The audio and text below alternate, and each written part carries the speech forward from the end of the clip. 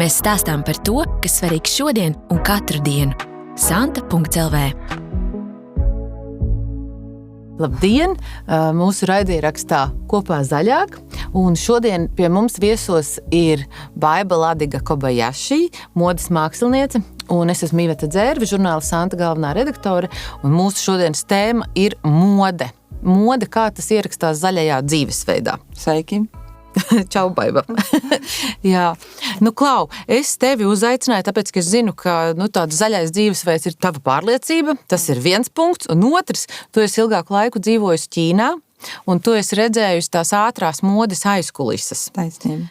Jā, un es savukārt tieši pirms raidieraksta tev stāstīju, ka man mājās ir 2 pusauģi, kuriem ir tagad izlaidumu laiks, un tad vienam bija uzvalks, vienam kleita, un mēs pa tiem veikaliem staigājām tik daudz, kā es ļoti sen neesmu darījusi, un es skatos, un es domāju, kā vispār kaut kas te ir iespējams, ir tik nenormāli daudz visa kā.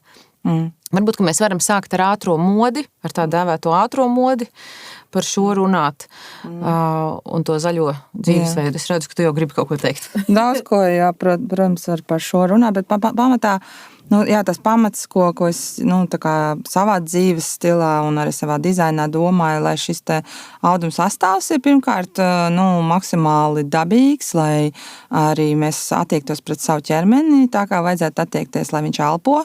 Ceļš, piemēram, šodien mums ir 33 grādi, poliesterā, jā, visu, kas ir, good luck.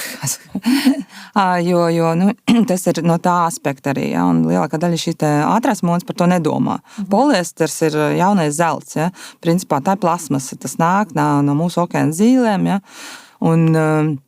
Un kā saka, viss tas tiek ļoti neētiski arī ražots, ja? Bet, protams, ir šī pārstrādātā poliesters, kas arī ne viss poliesters slikti, ne viss sintētika ir slikta, bet galvenais skatīties, lai viņš ir elpojošs materiāls. Un tad tālāk, protams, arī izcelsmes valsts ir svarīga, ja? Bet tepat laikā, citreiz arī pašā Ķīnā vai Indijā, tas var būt ētiskāk saražots tā kā tepat kaimiņu Polijā, ja? Jo tas arī atšķirās no šī uzņēmuma, tāpēc arī šī ātrās modes, viņi palikuši arvien it kā caurspīdīgāki, kad ietani mājaslapā, tad viņi mēģina uzrādīt, kur ir ražots, ja, jo bija šis nesmukais, ja nemaldos, Kambodžā bija sabruka tā fabrika, kaut kādi 11 gadi atpakaļ, ja, kur ražoja arī vienu no lielajiem šiem modes gigantiem, ka tomēr pievēršas vairāk arī šim ražošanas ētiskajiem aspektiem, ka tam jābūt arī no tā ražotāja ētiski. Ja? Es ražoju Rīgā, mums ir tepat tām ražotnēm ārpakalpojumā. Es zinu, ka manas šuvējas ir pēdušas, ka viņām samaksāt nodokļi, un viņām ir ētiski dzīves apstākļi, viņām ir siltums, viņas aiziet tāpat kā es uz tādiem pašiem veikaliem, un mūsu dzīves līmenis daudz ko neatšķirās. Man tas ir svarīgi. Šī izcelsme, bet, protams, krekliņš pa 5 eiro, nebūs viņš tik ētiski ražots. Tā. Bet es nesaku, ka tas ir kaut kā slikti, ka nevajadzētu vispār iet uz tiem ātriem modes veikaliem, jo ir lietas, kas, ja tas ir kaut kāds eko kokvilna, tas ir okei. Es saprotu, ka ir sevišķi lielam ģimenēm, tu nevar atļauties vienkārši iet tikai uz ētiskiem modes dizaineru veikaliem un pirkt kaut kāds dizainēts apakšbiks. Ja? Okay. Bet varbūt, ka tu esi ar mieru pastāstīt tieši par to savu Ķīnas pieredzi. Pirmkārt, kā tu tur nonāci un ko tu tur redzēji, jo mēs esam ar tevi par to agrāk runājušas, un es zinu, ka tev ir tādi vairāki secinājumi, kurus es labprāt gribētu, lai arī mūsu skatītāji, klausītāji dzird. Jā, es tur nonācu burtiski pat iemetu sevi augstā ūdenī. Man bija veselības problēmas, un to laiku es vienkārši, principā man notriec savu mašīnu uz velospēda. Un es izdomāju, vienkārši man jābrauc ļoti tālu prom. Tas bija uzreiz pēc studijām? Jo es biju pastrādājis industrijā, es biju pastrādājis vienā jocīgā modesnamā, salonā, un es biju pastrādājis fabrikā, kas man bija ļoti svarīgi, ko es iesaku arī visiem, kas ir modē. Es pastrādāju Jelgavā, man liekas, viņi vēl eksistē tāds fabrika Berling, viņi ražo bērnu rotaļlietas, bet tajā laikā viņi strādāja arī Vācijas lielajiem uzņēmumiem, Gabriela Štanēza, Hugo Boss un tam līdzīgi. Viņi ražo uzvalkus tam līdzīgi.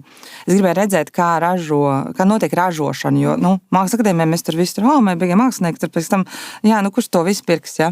Un arī šo te ražošanu, arī šo te visu to, kā tas viss notiek, īstenībā, tiksim, izmērošana, viss šis tas bija ļoti svarīgi saprast, gadu es tur pastrādāju, un tad notika tas negadījums, un tad es izdomāju, ka jābrauc uz kaut kur prom. Un man atnāca vienkārši e-pasts, uzaicinājās pasniegt modes dizainu Šanhajā augstskolā. Un tā kā es biju Ķīnā bijusi vairāk kā studiju gados, paši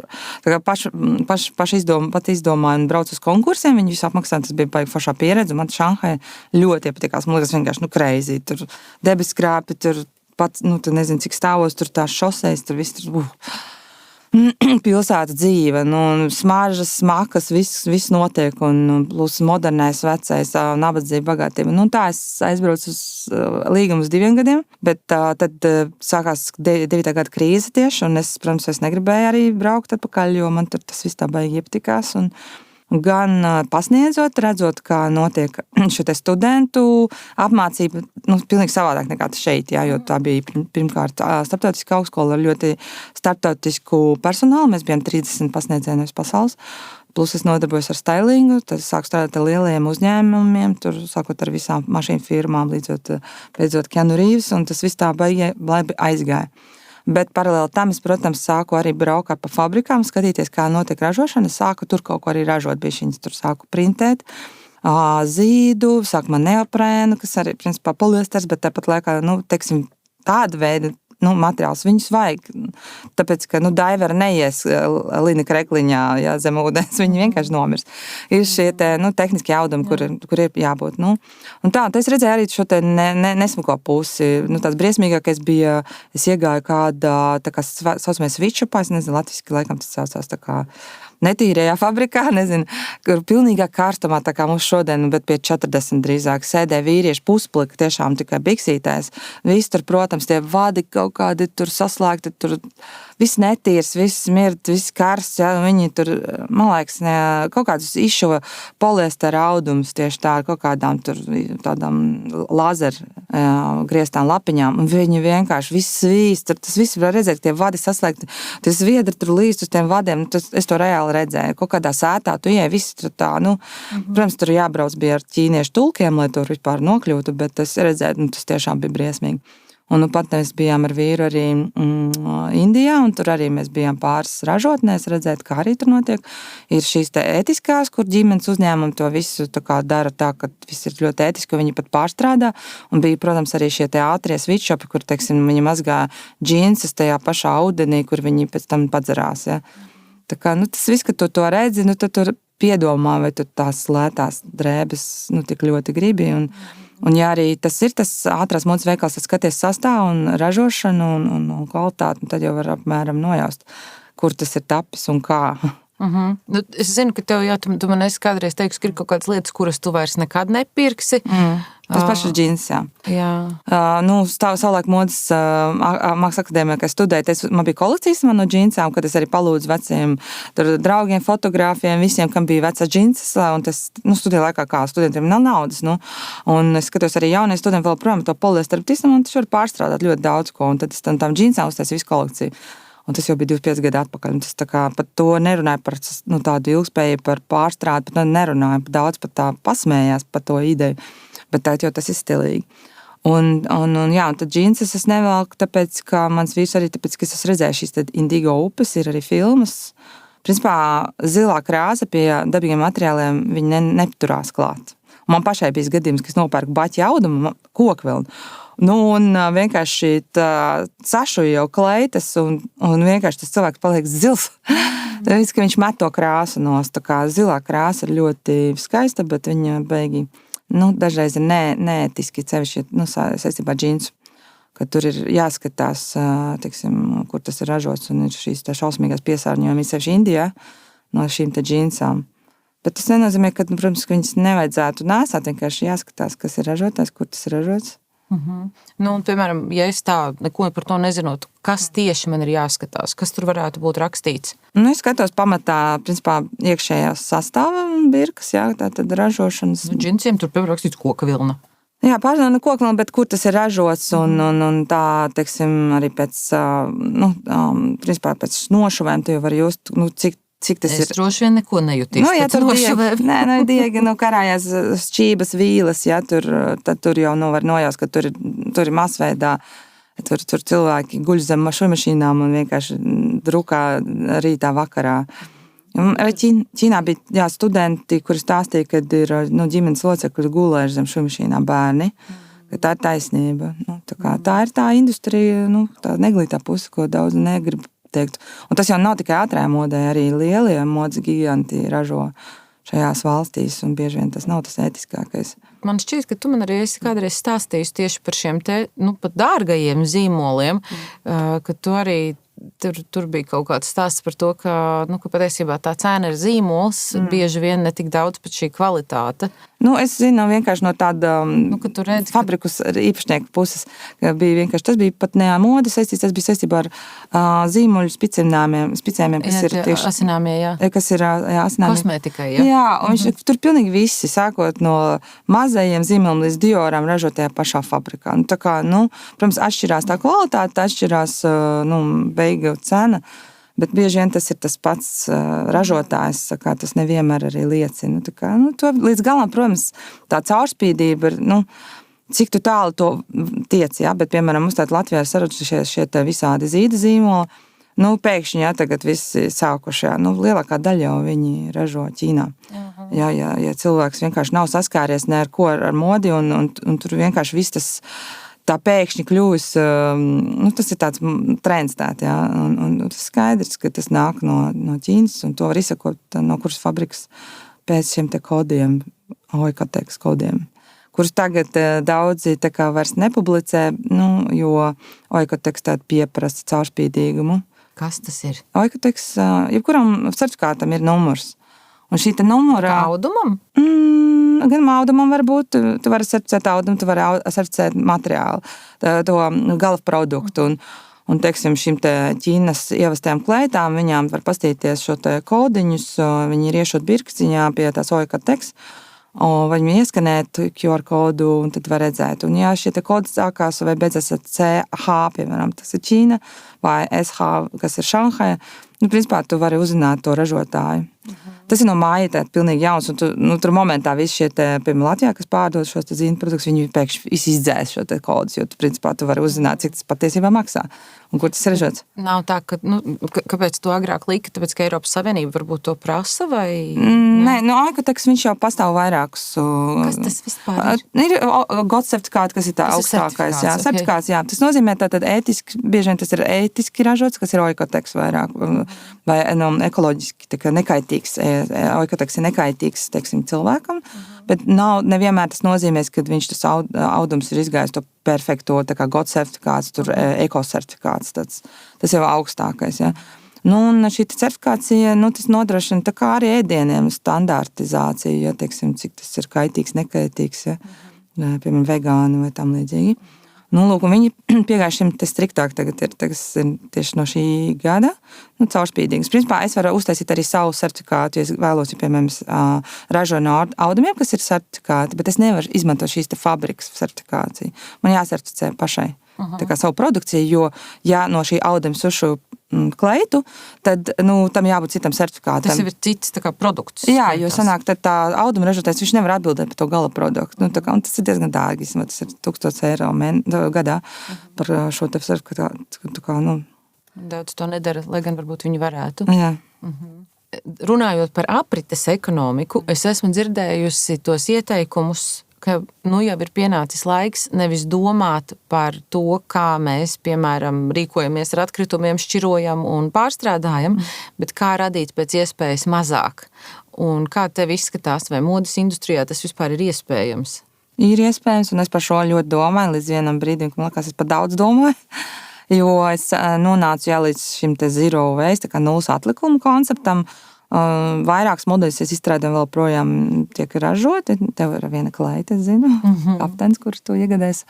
Un arī tur ir šis te audums eko, bet jā, nu, protams, ir ierobežojumi, cik tu vari, teiksim, tos nulles atlikumu produktus izveidot. Ir iespējams pat uzvalkt, bet, nu, principā ražošanas process bieži vien būs dārgāks. Tas nozīmē to, ka tā piegriezne jau sākumā ir izveidota tā, ka nekas nepaliek pāri. Ka tur ir viss sabiedīts kā tādi, nezinu, puzles gabaliņi. Jā, tieši tā. Nu, principā labākais piemērs ir mūsu pašu tautas tērps, teiksim, tauskie bruņķi un krekls, kas ir nulles atlikums, jo kādreiz aust audumu, prasīja dienas, mēnešus. Un tad arī šie cena un šis respekts par šo materiālu bija lielāks. Līdz ar to tas nulles atlikums bija loģisks. Mūsdienās, kad poliesters maksā centus, ātrās modes industrijā viņai tas ir diezgan vienalga. Viņi var tur taisīt apļus, tur, nezinu, rombus, un tas, kas tur paliek, ir 15% šīs te industrijas nesmukās daļas, kas ir, tā kā vidēji apmēram Ķīnā tas ir Hongkonga nosakt visu Igaunijas teritoriju gadā, principā ar šiem te atgriezumiem.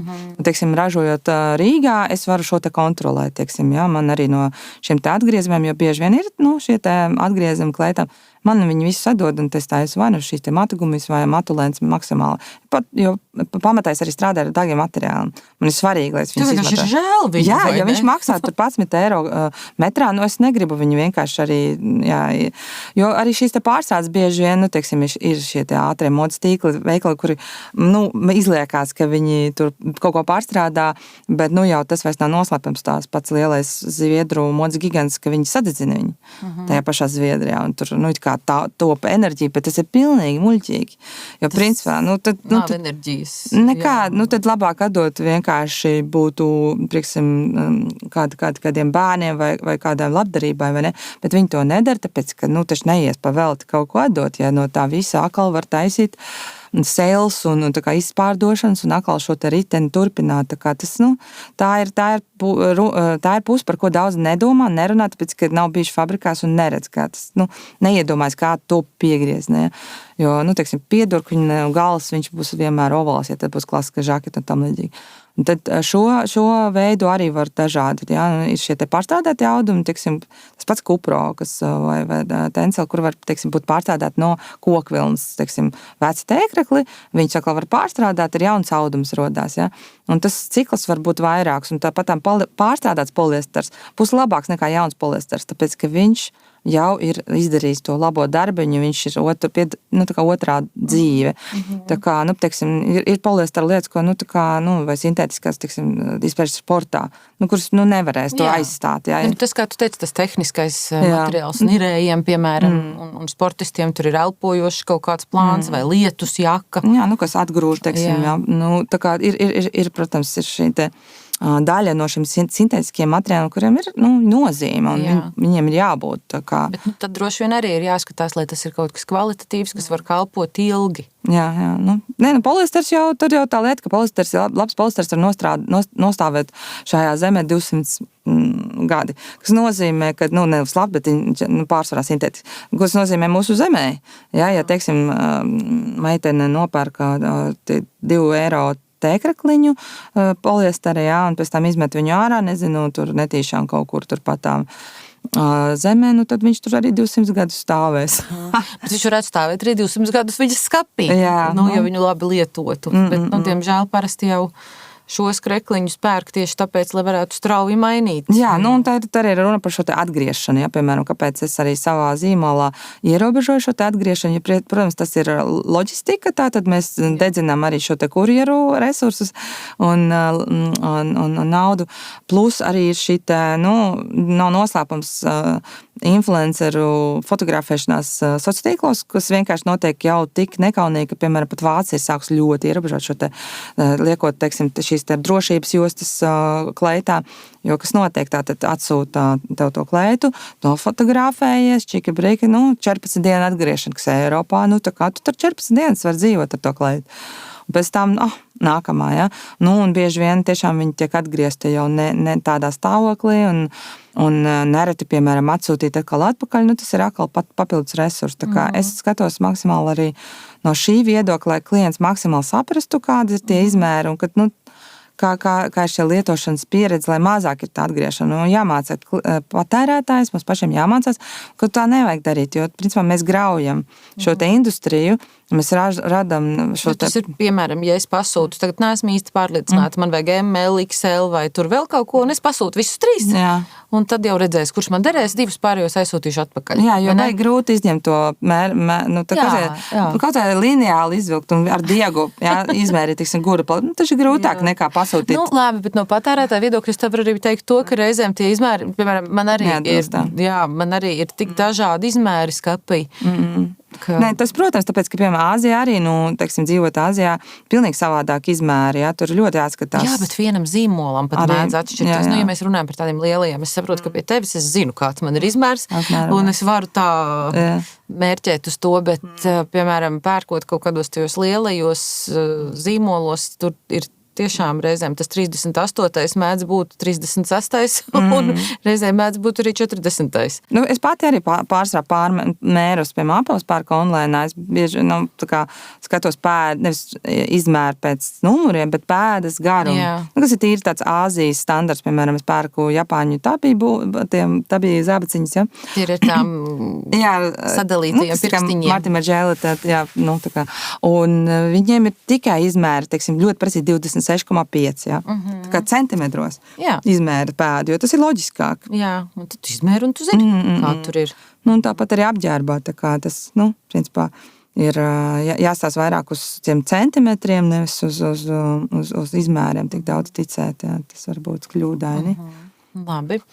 Tad, kad mēs runājam par tiem materiāliem, par audumu materiāliem, tu tā peldi starp dažādiem nosaukumiem un tā, tāpēc, ka tu to saproti un zini, bet es nezinu. Un pastāsti man, piemēram, tu saki, poliesters ir diezgan švaki, ja vien tas nav pārstrādāts poliesters, tad, piemēram, ir šie te kupro, kuru patiesībā es uzzināju tikai pie tevis, ka tāds eksistē. Varbūt, ka tu vari tā izstāstīt par tiem materiāliem, piemēram, ja es paskatos, labi, kokvilni es saprotu, ka tas droši vien ir forši. Tad, piemēram, viskoza vai akrils, vai kas vēl ir, vienkārši saliec.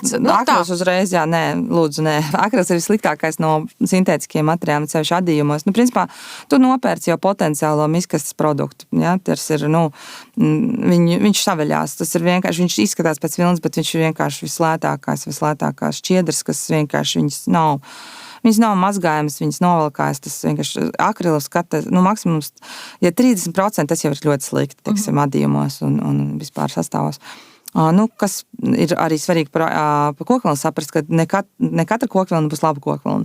Ir arī šī te eko kokvilna, kas būs labāk, jo kokvilna ļoti daudz patērē ūdens resursus, un līdz ar to, teiksim, ir tā paša tēkraklu industrija, principā tas ir ļoti liels piesārņojuma resurss, un tāpēc arī it kā labāk skatīties maksimāli šo te eko kokvilnu. Un arī viņi būs dabīgāk, tiksim, īpaši bērniem. Tas ir svarīgi, jo tad nebūs šie ķimiskie piemaisījumi, kas ir, teiksim, balinātāji, visi šie krāsas, kas tiek izmantotas kokvilnas ražošanā. Tad, protams, līns mūsu pašu leišu, tagad jau jāsaka leišu materiāls, jo latvieši šo te sfēru jau ir pazaudējuši. Mums ir ļoti maz, kas palicis, kas ražo. Tas vienmēr būs labi, un tas vienmēr būs pārsvarā arī krāsots ekoloģiski, kas ir ļoti svarīgi. Piemēram, es savulaik strādāju arī ar dabīgo ādu, mums bija Jelgava fabrika, bet viņu, diemžēl arī aizslēdza. Viņiem bija arī šie dārzeņu krāsotie ādas, kas man bija ļoti svarīgi, tāpēc nav tās ķīmijas, un tad, principā, tas ir gaļas industrijas pārstrādes rezultāts. Es neēdu gaļu, bet kaut kur tā govī jānokļūst, tā ēdai, kā labāk viņi nevis nokļūst satrūdi, bet viņi tiek pārstrādāti, teiksim, kaut kādās somās. Es zinu, ka ir gan šādi, gan arī ir tā, ka, diemžēl ir arī, ka tas ir atšķirīgi, speciāli, paņem tikai to ādu un... Jā, to lopiņu, nē. Tas man arī no tās ētiskās puses man ir svarīgi, teiksim. Bet, vēl no tiem materiāliem, kas ir labie, kupro, tenceli, linoceli, tie ir tie jaunie materiāli, kas ir celos, kas ir tā kā tu dabīgiem bieži vien, bet tie varētu būt vai nu pārstrādāt, vai nākt no koka, jā, tā kā celos. Un tad, jā, viskoze arī nevienmēr būs sliktas, rajons arī ir kaut kas līdzīgs, tie nebūs tie sliktākie materiāli. Līdzīgs viskozei? Jā, viņš principā tā kā... Jā, kas vispār ir viskoze? Viskoze, es negribu, tagad man klausīsies Tava skolotāja. Tehniskās universitātes pasniedzēja viņa kaut kā. Principā viņš ir pa vidu starp dabīgs un viņš ir celos. Es kā tāds patērētājs, man vienmēr teica, viskoze vēl ir okei. Jā. Tas ir no tāda patērētāja viedokļa, apmēram, ja tu nopirksi poliesteru kleitu, tad tu jutīsies tā kā plastmasā ieģērbt un viņš ir elpojošāks, viņš ir pa vidu, viņš ir, tāds, pa vidu, un viņš pārsvarā viskoze, kas forši viņš ir viegls, elpojošs un nebursās daudz, jā, jo viņam ir šī tā sintētiskā šķiedra. Protams, dabīgais zīds, tas ir vilna. Tavs mīļais zīds. Zīdam, arī šeit man bieži vien ir ceļš, ka es tikko sāku to, jo šis ceļš sākās ar pie manas vecas māmas, kur izšūtu šī zīda segs, un es ilgi līdz tam nevarēju nokļūt, jo zīds ir ļoti dārgs materiāls, un līdz ar to es tā kā, cēlu to latiņu, lai nokļūstu un sāku ar aksesuāriem, un tad pamazām arī es ceru vairāk aiziet to šo te dzīves stila zīmolu ar segām, kuras es tātad atjaunoju. Un, jā, tas, protams, arī atšķirās, kāds tas zīds, un kad sāku to darīt, man ļoti daudz klienti kā, nē, man ir zīds mājās, un tas nav zīds, es neticu. Un tad, jā, protams, tas zīds varbūt gan šis zīda šifons, varbūt arī zīda, kas saka, Indijas zīds, kas ir tā kā jau biezāks ar lielākām šķiedrām, ir mulberry zīds, ir eri zīds, kurus vispār tas zīda kāpariņš netiek nogalināts, un tur ir ļoti plaša arī tā skala, kāds ir tas zīds, ja? Un es strādāju vairāk ar šo te mulberry zīdu, jo viņš ir viens no tādiem gludākajiem un patīkamākiem. Viņš ir līdzīgs mūsu cilvēku matu un ādas struktūrai, līdz ar to viņš ļoti patīkams ir un viņš ir ļoti elpojošs. Bet, jā, principā, kā var noteikt, vai tas dabīgais zīds, tas vienīgi dedzinot, jā, un tad, ja man kādreiz, jā, bet tas nav pat grūti, dažreiz vienkārši ir maz diedziņš, jo zīda šķiedras ir ļoti, ļoti maziņi, viņi ir ļoti smalka, jā, tas pavadiens, un dažreiz vienkārši iznāk arī no vīles ārā, tas ir normāli, man tas ir klienti, rekur man iznāc, jā, tāpēc, ka viņš ir tik smalks, viņš ir būtiski milimetru, tur 10 daļa, viņš var iznākt ārā, un tad sadedzini, padedzini, jā, viņš bīrst, jebkurš materiāls, ja tu nezini, vai tas sintētiski vai dabīgais, padedzini to gabaliņu vai diedziņu, un tu jutīsi, ja viņš smaržo kā papīrs un sadrūp kā papīrs, tas ir dabīgais. Ja viņš izkūst kā plasmasa, teiksim, kad dedzinē, ja, teiksim, lineāli bērnībā, visi ir dedzināši lineāli. Tie, kur ir dedzināši vēl lineāli, tad tie zinās, kas ir poliesters, un tad viņš arī viņš nevis sadrūp, viņš vienkārši tā kā, sačukurojas tāds, jā, viņš smirda pēc naftas, un tad viss ir skaidrs. Tas ir. Bet, principā jau, piemēram, itāļu zīdos liek mazliet arī šo elastānu, teiksim, no apakšveļā, jo es strādāju arī Intimissimi apakšveļas zīmolam, un tad vajag šo te elastānu, jo tas savādāk tad biksīties neieies. Nevar tik tiekšā rāvēslēdzē vajadzēs. Jā, tā kā tas dažreiz ir vajadzīgs arī, un viņš ilgāk mazliet arī kalpos. Bet tas ir tie materiāli, kuriem es strādāju, ko es zinu, kas man patīk un ko es iesaku. Un nevajag baidīties, piemēram, vilnus vasarā, jo man ir arī jaunvilnas, piemēram, izstrādājumi, viņi ļoti labi elpo vasarā, viņi neburzās, viņi superīgi, teiksim, komandējumos, un viņš ir līdzvērtīgs līnam. Un līns savukārt, daudz baidās, viņš burzās, kā visi jau dabīgie materiāli burzās, bet, vai tad tu staigā un izsuti, jā, vai tu ļauj, lai viņš tāds dabīgs ir mazliet ieburzīts, un tajā visā ir skaistums, redzēt, ka Japāņi, piemēram, to burzīgumu, viņi neuztver to tā kā kaut kādu nesmukumu. Mans vīrs ļoti ilgus gadus staigāja, kā saka, uz darbu un brauca bez gludekļa, un tas beigās viņam, īstenībā mums ir daudz gludekļu mājās, pamēģini. Jā, jo Japānā tas nav nekas slikts, ka tu tādā dabīgajā lina kreklā vai kokvilnu staigā saburzījies. Jā. Tas ir stilīgi. Tas ir dabisks materiāls, jā, skaisti. Es vēl iedomājos tas, ko tu teici par to, ka liek klāt šos te sintētiskos, ar dabiskajiem. Es zinu, ka tur ir arī problēma pēc tam par to pārstrādi, ka tad, kad ir tur piemaisiem, tad tur ir mazliet ar tā, bet tagad mums palikusi jau gudrāk šī te industrija, es domāju, mēs nonāksim cerams līdz tam, jo principā, ja modes industrija ir otrā piesāņošā industrija no visām, tad ir jāpadomā mums pašiem, lai mēs nenogrimtu. Un šī pati karstuma viļņi, tur ir, protams, ietekmē šo te globālo sasilšanu, un tā ir daļa no šīs te industrijas.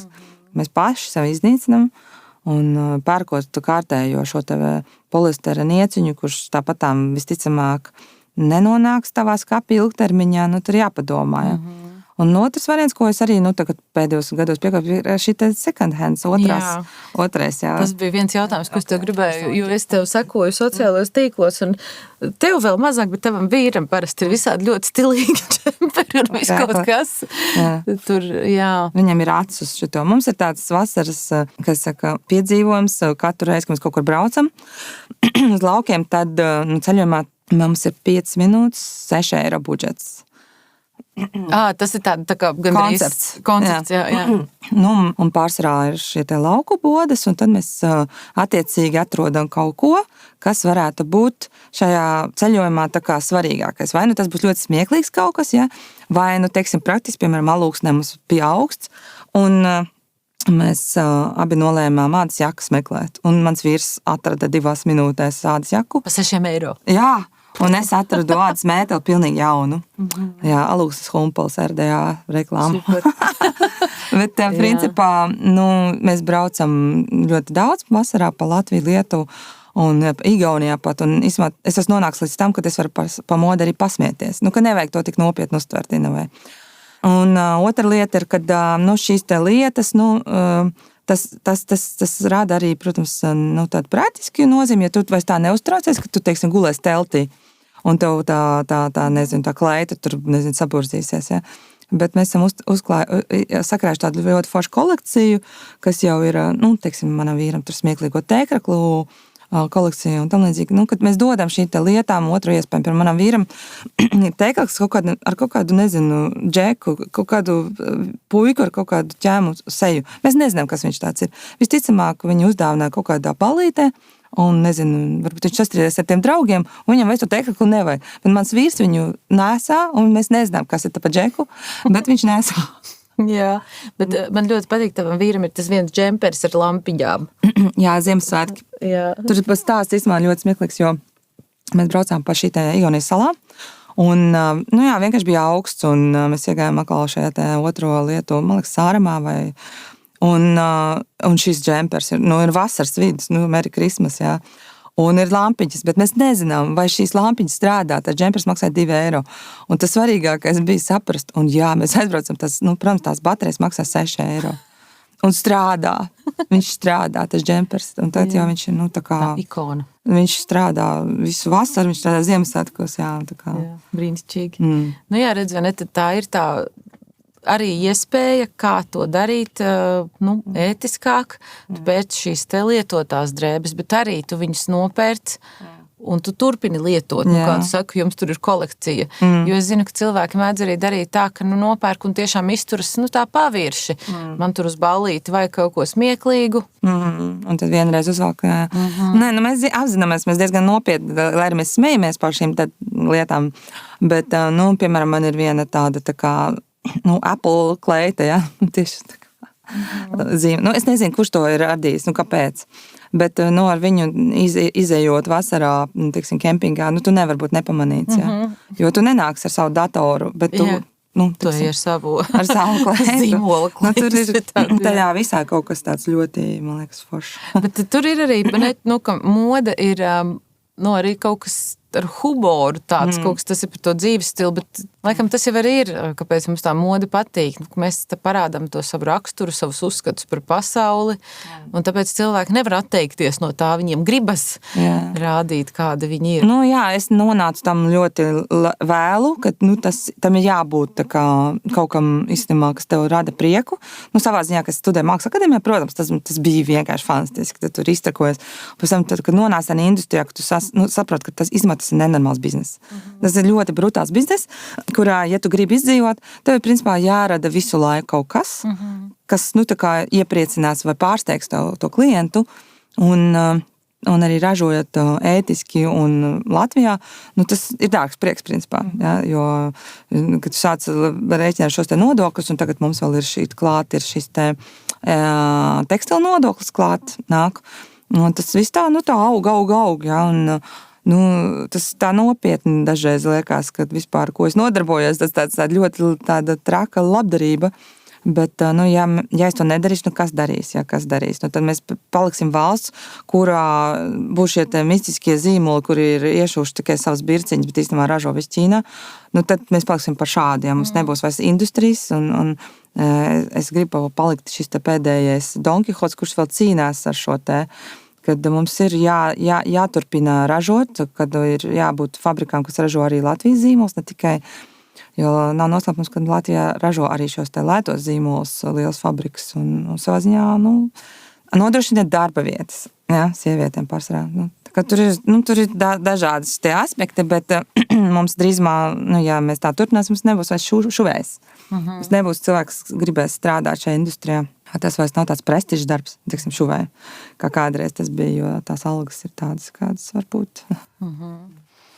Jā, tad labi, man kā patērētājam, kuram tomēr gribas pirkt kaut ko jaunu ik pa brīdim, tad kas varētu būt tie pamatieteikumi? Viens tā, tad es skatos materiālu, es skatos valsti. Vajadzība, pirmkārt vajadzība, ko tev vajag, ja? Tiksim, sastādi sarakstu, tiksim, es skatos vairāk, tā kā mans vīrs ir minimalists, ja? Tiksim, es paskatos, kas viņam trūkstēt, viņam sāk trūkt, tur, pieksim, bikses, ja, tur, nezinu, sāk jau tur izdilt un tam līdzīgi. Un tad mēs reāli skatāmies pēc tā, ko vajag. Sastādam sarakstu, un tad mēs tādā ļoti, teiksim, tā kā uz veikalu ejot pērkt pārtiku, ja? Nevis tur vienkārši, arī kur šokolādes batoniņi pie kas un tā, bet ar tādu pašu rūpību, kā mēs ejam ikdienas produktus pirkt, arī šo te apģērbu pirkt atbildīgāk. Domāt, kā tu sakombinēsi, ja? Ne vēl te runā par šo te kapsulas garderobu, bet vismaz tam ir kaut kāda nozīme. Mēs gan tā nedomāju, tur obligāti jābūt šim te stabuļu biksītēm un zīmuļu svārciņiem un tam līdzīgi, bet ir šitiem pamatiņam, ap kuru tu audzē, ja? Teiksim, tā pati parastā baltā blūze, kaut kādu melnu, kaut kādu apakšu. Un tad tu apaudzē un tu skaties, lai tu tur nav kaut kāds pārsteigums, ka tu nevari vienkārši viņu nekādīgi sakombinēt. Tā pamatā domāt. Jā, bet man nākot uz šo sarunu arī vispār bija tās sajūta, vai vispār ar to modi ir iespējams kaut ko iesākt. Jo tā industrija ir tik ļoti tāda milzīga un iegriezusies, un kāpēc, lai viņi apstātos? Cilvēkiem patīk, viņi pērk. Ātrā mode, es domāju, neizvadīs tik ātri, bet, cilvēku apzinātība, es ceru, ka pastiprināsies un par to vajag runāt, un es daudz braukāju arī starptautiski par šo te runāju, tāpēc, ka vienkārši cilvēki neaizdomājas. Sevišķi jaunā paudze, viņi vienkārši neaizdomājas. Viņi vienkārši redz tikai to gala produktu un cenu. Un ir jārunā, jo skolās jau pat nerunā. Nav, mēs neesam izauguši līdz tam vēl, diemžēl, un ir pašiem jāizglītojas un jāsaprot, un nedrīkst sevi ļaut šajā industrijā tev apmuļķot, jo tāpēc es, piemēram, skatos tiešām, ka es eju uz veikalu no otras puses. Ja, es skatos modelis, man patīk, un tad es eju uzreiz odarītē, skatos sastāvus, ja, kas tas ir pa sastāvu, lai es sapratu, akrils, viss čau. Un viņi jau tātad māk tik labi uztaisīt, piemēram, to pašu PVC, tāpēc ir mākslīgo ādu, ka viņiem pat ir, piemēram, Ķīnā, viņiem ir tāds pat tā kā smaržģiņas, viņi iepoš to smaržu tai ādai. Tu reāli vienkārši jau tā kā nevar atšķirt vairs pēc pat ne pēc smaržas, ne pēc taustas, ka ir tik līdzīgs tas viss. Tā kā neļaut sevi apmuļķot, jo principā jau mēs sevi muļķojam, pērkot šos te lētos izstrādājumus, jo mēs dedzinām naudu, pirmkārt laiku. Mēs strādājam, lai pirktu visu laiku kaut ko, ko mēs atkal nomēram. Bet es domāju arī par tām modes tendencēm. Vai ne? Tas jau arī ir tāds, šogad modē tāda krāsa, tagad pat ne šogad, šo pavasaru un šo vasaru. Un tas jau arī ir radīts, lai būtu šī sajūta, ka tev ir jāpērk, jo jau tas ir izgājis no modes, tev vajag jaunu, tev vajag nākamo, tu vairs neesi aktuāls. Šogad taču neviens vairs nestaigā ar tādām biksēm, tagad vajag šitādus galus. Pamatā šī te ātrā mode radās šo te modes tendenču pēc tam. Jo, principā, to trendu sāk izstrādāt apmēram pēc, teiksim, skaidrāk, pēc 80. gados jau bija tāds ļoti definēts, kas, tā kā, visi zina, ko tas 80. gadi, ja? Un tad jau ļoti spēcīgi sākās šī sezonas un arvien vairāk sāka saskaldīties sezonas, un tad arī lielie modes nami jau tur, nav vairs 4 sezonas, tad jau tur ir mid-sezonas, tad ir tur tas un tas. Un, protams, ātrā moda šo izmanto. Ja? Un tas ir veids, kā to cilvēku padarīt par tādu tā kā skrejošu zirgu, kurš visu laiku skrien, un viņš nespēja to trendu noķert. Kas ir jāatcerās, ka nav svarīgs trends, ir svarīgi stils. Kā tu pats sev šo varbūt trendu, kas tev ir iepaticies. Tas ok, man arī, piemēram, iepatikās tāds lakatiņš, tāpēc, ka es negribu, piemēram, visu laiku staigāt ar cepuri, jo, teiksim, ar velospēdu tas nav ērti. Tad tu skaties, kā tu viņu vari piemērot savam stilam, tā kā svarīgi ir savs stils, un to mēs jau sen esam to trendu, man liekas, skriešanu. Tas ir muļķīgi, tād pilnīgi, tā kā visi viens pēc otra izskatās, ka tas ir garlaicīgi. Jā, un tas lakatiņš iespējams, ka tev arī paliks, tad, kad vairs citi nevilks tos lakatiņus. Jā, viņus kakliņu uzlikšu vai kaut kur, nezinu, vienalga. Bet, tas, man liekas, tas trendu un svarīgams sen ir izzudis, un tādā akla skriešana, tas nav vairs aktuāli, un es domāju, arī šie modes žurnāli vairs to tik ļoti nedefinē, ka tagad viss, ir šīs krāsas un tam līdzīgi, bet stils ir svarīgs. Un es, piemēram, nekad nevilkšu to jēlu dzelteno. Tā kā nav. Tas nav tavs. Viņi neuzrunā. Jā. Par to, ka tu atrodi to savu, un tad arī tu vari veidot tādu mierīgu to savu garderobi. Kā tu saki, tad tu vari paskatīties tā, bikses sāk pietrūkt. Jā, tas ir tā kā, tu skrien, piemēram, pakaļ influenceriem. Tu, principā, tā ir tā aita, kas tā kā tam baram skrien pakaļ, un tad iedomājies, ka tas influencers vai tas guru tavs, tad tas ir tas lielais trends, bet īstenībā tu taču par sevi jāpadomā.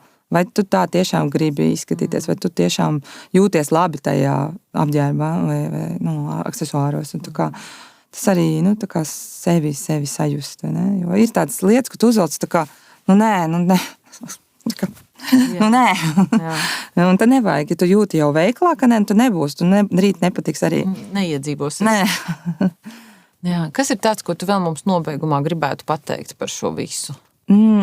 Atbalstiet Latvijas modes zīmolus, un šajā gadījumā uzsveru modes zīmolus, nevis vienkārši brendus, kas pārdod drēbes. Jo Latvijā modes industrija patreiz ir tiešām ļoti tādā bēdīgā stadijā. Tajā pašā, var redzēt, kā notiek modes nedēļa, viņām vairs nav nedēļa, tās ir dienas. Principā šī zīmola saka sarukst, un viņi paliek nemanāmi, viņi pazūd nemanāmi.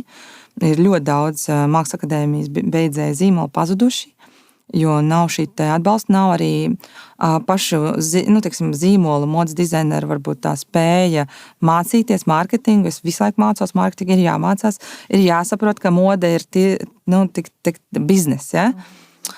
Bet arī jābūt, kas saka, atsīgiem, jo tiešām ir ļoti daudz saradušies šie viltus zīmoli, kas izliekās un jāskatās, kāda ir šī pieredze. Jo, ja mēs neatbalstīsim mūsu zīmolus Latvijas, tad mēs paliksim tikai šo ātro modes zīmolu atbalstītāju valsts bez jebkādas kultūras, modes vēstures, jo mums taču bija ļoti, ļoti spēcīga modes vēsture, un tā kā to nevajag pazaudēt. Paldies tev, Baiba. Paldies par atbalstu modes. Latvijas modes dizainā. Jā. Raidījuma cikls Kopā zaļāk līdzfinansēts no emisijas kvotu izsolīšanas instrumenta līdzekļiem.